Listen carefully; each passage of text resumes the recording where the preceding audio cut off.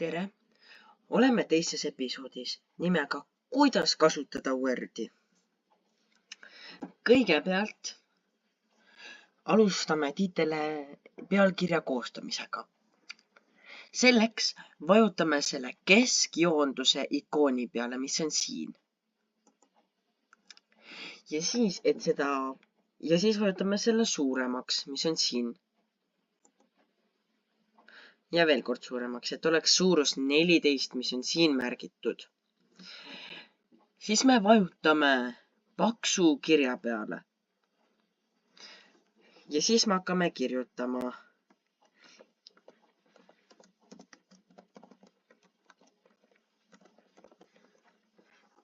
Ja see ongi meie pealkiri. Muidu siia on märgitud meie tekst juba, olen selle juba kirjutanud. Aga kui te tahate edasi kirjutada, te lihtsalt võite jätkata kirjutamist. Ja et meil on ka võimalus muuta päist. Paneme siia näiteks iseenda nime.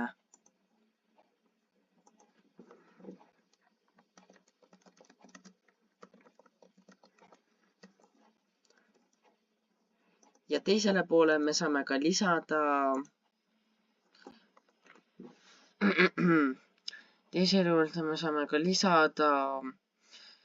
kellaaja ja kuupäeva. See on just siit.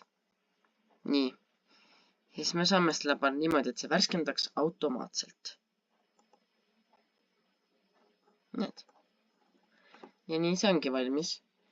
Ja kui mina nüüd sain selle siia pandud, siis ma võiks isegi alusesse nüüd hoopis enda nime panna.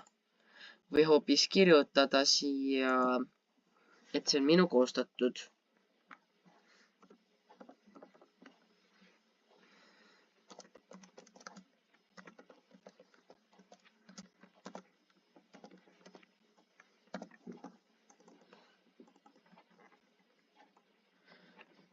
Ja selle copyrighti märki saab koostada niimoodi, et sa hoiad peal alt ja vajutad samal kõrval enda olevas 9-10 numbris välja 0, 1 ja 6, 9.